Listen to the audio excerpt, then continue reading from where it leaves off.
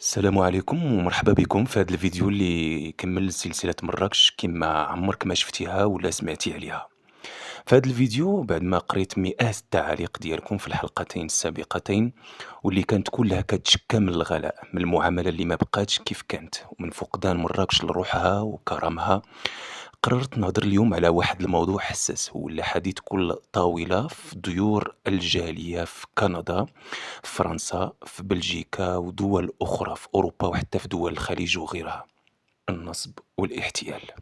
كيفاش تقهرات الجالية والسياح بشكل عام من الأسعار ومن السلوكات اللي خلات بزاف فيهم يحسوا بالحقرة ويقولوا ما بقينا راجعين. الجالية المغربية خصوصا اللي كتجي في الصيف كانت ديما كتحن كتجمع فلوسها بشق النفس، كتحلم باش تفرح وليدتها وتشم ريحة البلاد، ولكن واش فعلا كتلقى داك الشي اللي كانت كتحلم به؟ للأسف الجواب في هاد الحلقة، وغادي نسمعوا كلام الناس جربوا شهادات صادمة من قلب الواقع. ولكن اليوم بزاف ديال المغاربة اللي كيجيو من الخارج بداو كيشوفوا أن الصورة تبدلت، وهذا التبدال ماشي في المآثر ولا في المناظر، ولكن في المعاملة، في الثمن، وفي الإحساس العام بالاحترام والتقدير. كاين اللي كيعاود أنه في نهار واحد صرف فيه 3 المرات ثمن الخدمة الحقيقية، سواء في مطعم أو في باركينغ أو حتى في شقة للكراء. وكاين اللي تم النصب عليه بأساليب ما تخطرش على البال، من تبديل العملة بسعر خيالي إلى السماسرية كيوعدوهم بخدمات وما كاين والو. والمشكل الكبير هو أن هاد السلوكيات ما بقاتش حالات معزولة، ولكن ولات متكررة، واللي كيخلي الصورة سوداوية أكثر هو الصمت ولا مبالاة من بعض الجهات اللي المفروض تحمي الزائر وتحفظ ليه حقوقه. بزاف من الجالية كيقولوا: علاش نمشي نتهان في بلادي وانا خدمت وعانيت باش نجي نفرح راسي وولادي؟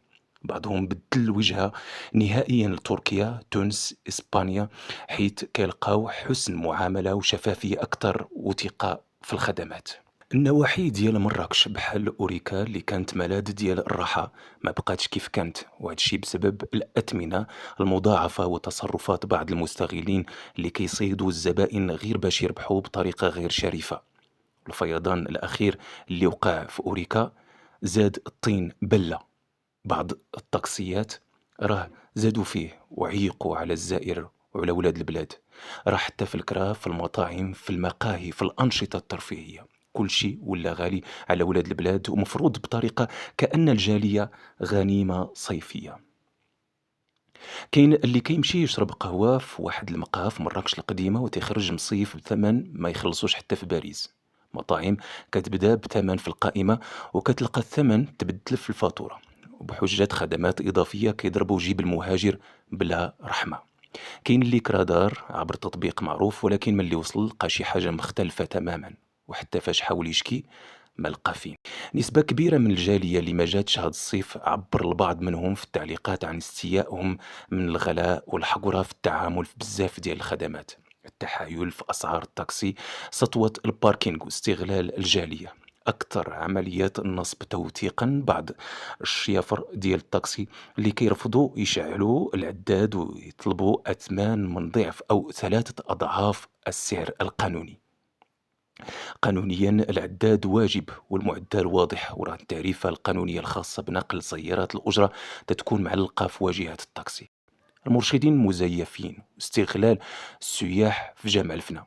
المرشدين غير المرخصين أو الفوقيد اللي تيتبعوا الزوار ويعرضوا خدمات توجيه وتمشي بهم المتاجر فيها عمولات، ثم كيطالبهم بالفواتير. تقارير إعلامية أكدت أن في صيف 2024 تم توقيف أكثر من 170 مرشد غير مرخص فقط في مراكش. مطاعم جمع الفنا، فاتورات خفية والقائمة كتبدل.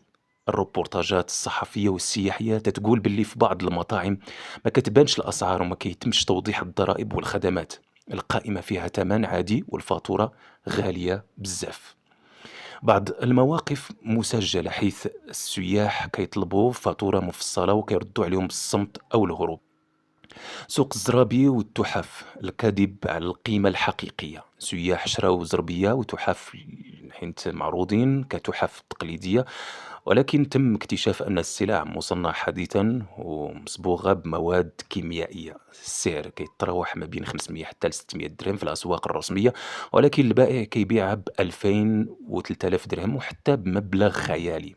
فيديوهات وشهادات موثقة ذكروا حالات المغاربة العالم كانوا ضحايا نصب في جمال الفن، وهذا شوية من بزاف خلى يكون رد الفعل عزوف غير مسبوق لفئة من مغاربة العالم عن مراكش ومناطق بالمغرب. حسب استطلاعات داخل جروبات الجالية المغربية عبر فيسبوك، أكثر من 70% عبروا أنهم اكتفوا من زيارة المغرب بسبب الخيبة من المعاملة. الحجوزات قلّت بنسبة تقريبية وصلت ل18% في بعض الفنادق بمراكش مقارنة مع صيف 2023، رغم ارتفاع الرحلات الجوية. المحتالين ماشي مراكش الحقيقية، هادشي اللي خصنا نوضحوه. كاينين شرفاء ونزهاء وفيهم المعقول، كتير من المهنيين السياحيين الرسميين، المرشدين المرخصين والتجار كيحاولوا يحميو سمعة المغرب ويعملوا بحسن نية. جمعيات المجتمع المدني والمنظمات المهنية كتنظم حملات تحسيسية وتنظيمية. شحال من واقعة بينت أن مغاربة مراكشيين مع دينهم طيب ساعدوا سائح وقت التعرض للنصب ووقفوا معه. علاش هاد الفيديو ضروري؟ لأن النصب اليوم مرتبط بالعزوف، الجالية كتحس بالإهانة والتقاضات، وحتى واحد ما باغي يرجع يجي لوجهة اللي معروفة بكرمها، ولكن اليوم البعض كيقلل من قيمتها. هذا نداء لكم إلا كنتي من أهل مراكش أو الجالية أو كنتي زائر من مدينة أخرى وتعرضتي لحالة نصب، شارك قصتك في الكومونتير. إذا فين كاين الخلل؟ الخلل ماشي في السياحة، راه المغرب مازال وجهة سياحية مرغوبة، ولكن المشكلة في بعض العقليات اللي كتشوف السائح خصوصا المغربي اللي جاي من الخارج بحال شي فريسة خاصها تتعصر. نقص المراقبة، ضعف تطبيق القانون، غياب حماية المستهلك وتواطؤ بعض الجهات كيساهموا كاملين في هذه الظاهرة. تقرير مجلس الجالية 2023 أكد أن 65% من أفراد الجالية المغربية عبروا عن عدم رضاهم عن المعاملة داخل المغرب، وخصوصا في الإدارات العمومية، الخدمات الفندقية، التنقل داخل المدن. إذن فينا هي الحماية القانونية؟ هذا السؤال طرحوه بزاف من أفراد الجالية، خصوصا الناس اللي جاو مع أولادهم لأول مرة وبغاو يوريوهم جمالية المغرب. ولكن كيفاش تشرح لولدك أن صاحب المقهى خدعك أو أن الجهات المعنية ما بغاوش يوقفوا معاك لأن ماشي أول واحد كيوقع ليه هاد الشي؟ أكيد مراكش مازال فيها الناس الزينين والتجار الشرفاء والشيافر اللي كيديروا خدمتهم بنية صافية، ولكن الصوت ديال النصابة واللي كيربحوا بطرق خايبة ولا أعلى. راه ما يمكنش صورة المدينة تبقى تتحكم فيها فئة قليلة كتشوه وجهها قدام ولاد البلاد قبل السياح الأجانب. إذا شنو هو الحل؟ خاص جماعة مراكش ومعها السلطات يديروا حملات صارمة ضد الغش والنصب، خصوصا في فترة العطلة الصيفية، إشهار اللوائح والأسعار الرسمية.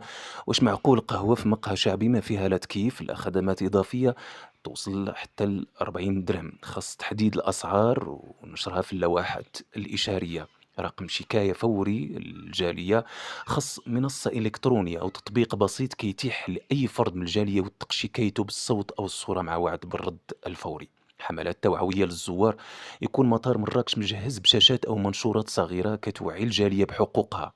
الجالية ماشي كتطلب شي حاجة خيالية، كتطلب الاحترام، الشفافية والمعاملة اللي كتليق بمواطن مغربي جاي يشم ريحة بلادو. وكاين فرق كبير بين السياحة والاستهتار. المدن الذكية اليوم كتصنع تجارب جميلة، ومراكش خاصها تسترجع بريقها ماشي بالزواق الفارغ ولكن بالخدمة النقية والمعقول والنية. المطلوب اليوم هو مراجعة الذات، ماشي كل شيء كيخدم في مراكش بنفس العقلية، ولكن للأسف التصرفات السيئة هي اللي كتخلي الأثر. واش فعلا بغينا مدينتنا العزيزة تفقد ولادها؟ واش مراكش اللي كانت رمز ديال الدفء والكرم تولي وجهها كيتهربوا منها المغاربة؟ الجالية راه ماشي بنك مفتوح كيتصرف منها الفلوس، الجالية هي روح هاد البلاد، هي سفرائنا وهي الصوت ديالنا في العالم. شاركونا في التعليق واش سبق لكم تعرضتوا لحالات نصب أو مواقف بحال هادي، وشنو هي اقتراحاتكم باش نرجعوا الثقة لمغاربة العالم. خليوا بصمتكم وخليوا الأمل يبقى حي في قلوبنا. نشوفكم في الحلقة الجاية من مراكش كما عمرك ما شفتيها ولا سمعتي عليها.